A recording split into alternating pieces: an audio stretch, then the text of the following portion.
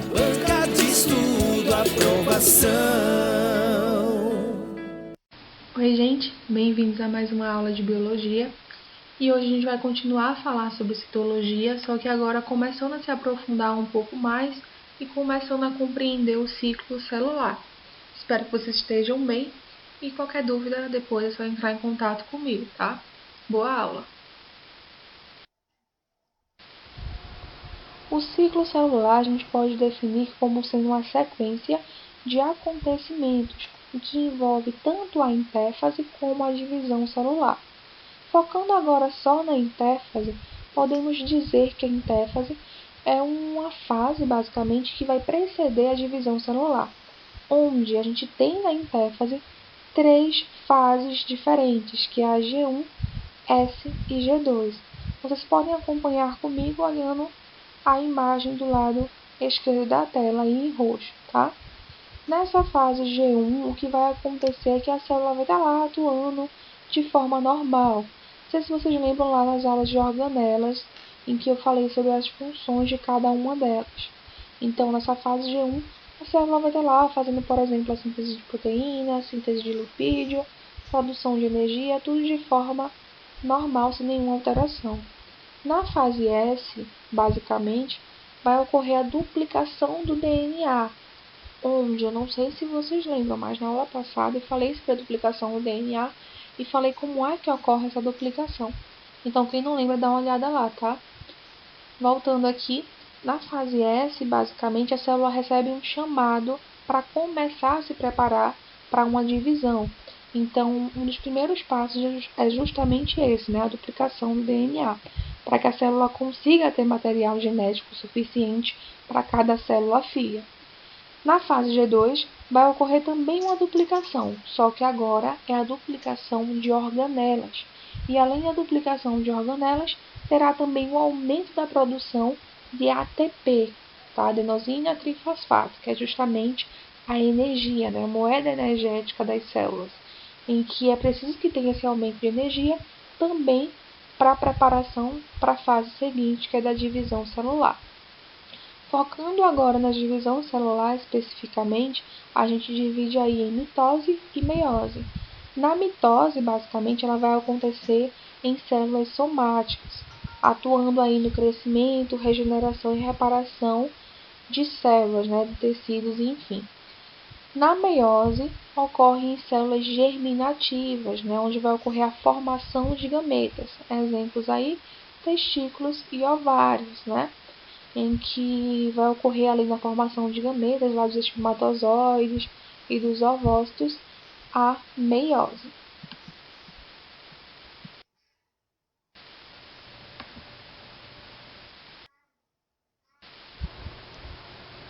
A mitose é uma divisão celular do tipo equacional, né, em que uma célula-mãe vai dar origem a duas células filhas com a mesma quantidade de cromossomos da célula-mãe.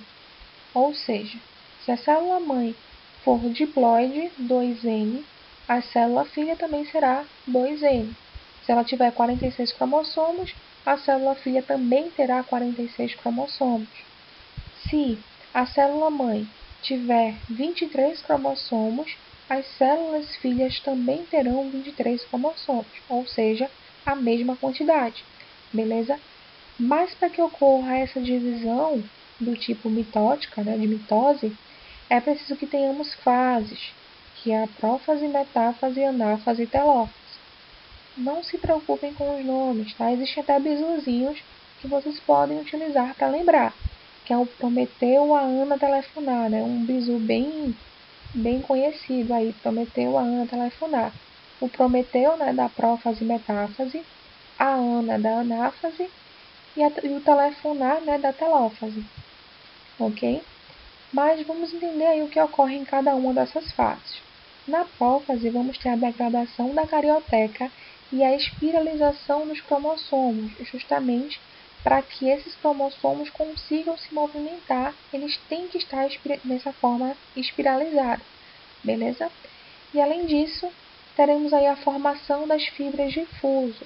Essas fibras de fuso serão importantíssimas justamente para possibilitar a movimentação aí desses cromossomos. Serão elas que vão puxar esses cromossomos e possibilitar que eles se movimentem aí pela célula. Na metáfase, então, temos aí o momento do alinhamento dos cromossomos no meio da célula. E esses cromossomos nessa fase, eles vão estar em um máximo grau de condensação. E não sei se vocês lembram aí que eu falei lá em uma das aulas sobre o cariótipo, né, o cariotipo, em que a gente consegue identificar, né, os cromossomos e tudo mais. E é justamente nessa fase aí da metáfase, né, em que o cromossomo está em um alto grau de condensação, em que a gente consegue lá identificar esse cariótipo, tá? Então é bem interessante.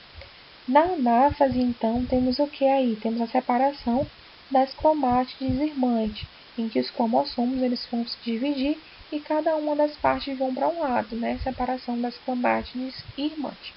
E na telófase, então, temos a citocinese. O que seria a citocinese? É basicamente o estrangulamento da célula. E esse estrangulamento da célula, então, ele possibilita que dê origem às duas células filhas. Dá uma observada aí nesse vídeo que vai rolar nessa imagem do lado esquerdo da tela de vocês. Temos aí a prófase, né? Formação do fibra difuso. Vamos começar agora com o alinhamento na metáfase, separação das cromátides anáfase e a divisão da célula telófase. Tá? Então, quando a célula chega na telófase, temos então a formação de duas novas células e essa célula vai voltar à fase que a gente falou anteriormente, né, que é a intérfase, né, aquela fase em que a célula volta a um estado de repouso não, né, que a célula vai ter diversas atividades, mas em que a célula vai voltar a um estágio de não divisão, ok? Então, só reprisando o vídeo aí mais uma vez. Observem aí as fases. Prófase. Agora, começando a metáfase. E, por fim, aí, anáfase e telófase.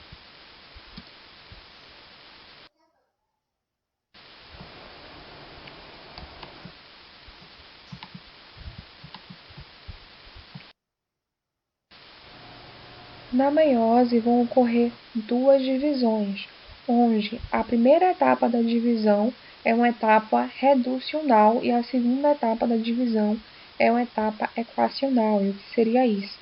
Na etapa reducional, uma célula-mãe vai dar origem a duas células filhas com a metade do número de cromossomos, ou seja, se eu tenho uma célula 2N, ou seja, uma célula diploide, eu vou ter como resultado dessa primeira parte da divisão duas células com um N, tá? Ou seja, com a metade. Voltando esse caso para nós temos 46 cromossomos. Durante essa fase da divisão celular, nessa primeira etapa reducional, quando dividir e dar origem a duas células filhas, teremos 23 cromossomos, tá? E essa seria justamente a primeira etapa da divisão celular. Enquanto na segunda etapa, que é uma divisão equacional, teremos então nessas células que foram resultantes da primeira, duas células, se subdividindo de novo e dando origem a mais duas células cada uma delas, tá? Ou seja, teremos no resultado 4 células filhas, onde nessa divisão equacional teremos as duas células resultantes da divisão reducional se subdividindo e dando origem à mesma quantidade de cromossomos que elas tinham. Se elas tinham N, 23 cromossomos, as 4 células filhas também terão 23 cromossomos. E assim vai.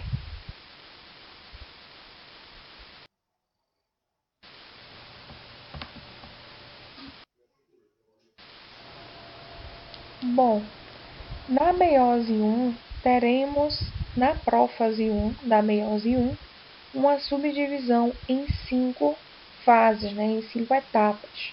em que teremos o leptóteno, zigóteno, paquíteno, diplóteno e a diacinese. De todas essas etapas, eu vou falar de forma resumida aqui para vocês. Porém, eu quero que vocês foquem no paquíteno. O paquíteno é importantíssimo. Por quê? Porque no paquíteno vai ocorrer o crossing over. E o crossing over só vai ocorrer na prófase 1 da meiose 1. Por quê? Esse crossing over é justamente quando os cromossomos eles vão trocar material genético. Vai ocorrer durante essa troca uma variabilidade genética. E isso aí é importantíssimo para a criação aí de seres e a evolução como um todo. Beleza? Mas de forma resumida, na prófase, vai ocorrer a fragmentação da carioteca, vai ocorrer a formação das fibras de fuso, né, o emparelhamento aí dos cromossomos, porém, foque mais aí no paquíteno, justamente por conta do crossing over e da sua importância aí para a variabilidade genética.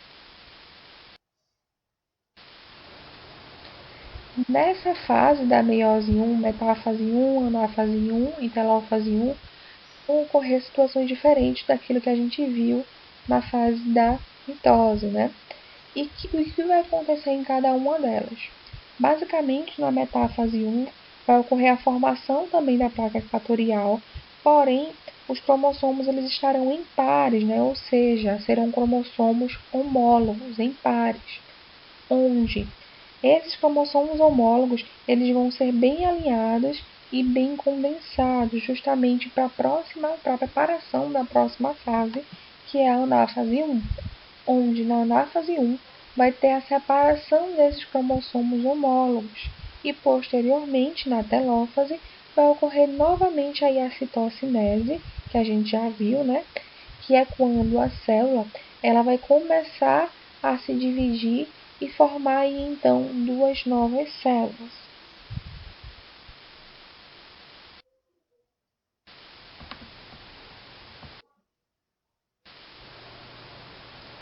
Depois da meiose 1, começa-se então a meiose 2, onde aquelas duas células resultantes da meiose 1 vão continuar a sofrer divisões e cada uma daquelas células vão dar origem a duas novas, resultando aí, no final de tudo isso, 4 células filhas.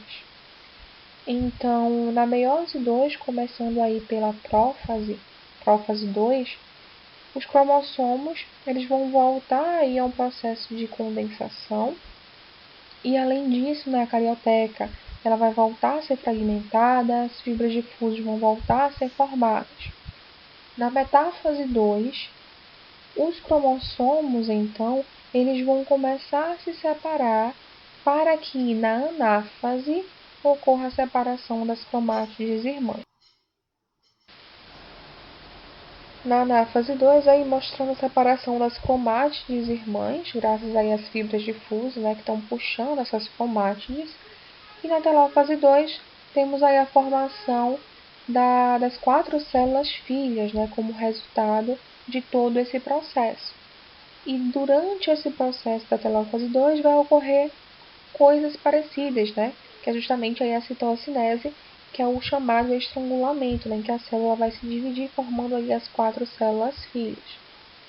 Como resultado, nessa telófase 2, teremos uma célula aí haploide, né, que seria um haploide, seria uma célula N, com a metade de número de cromossomos da célula inicial.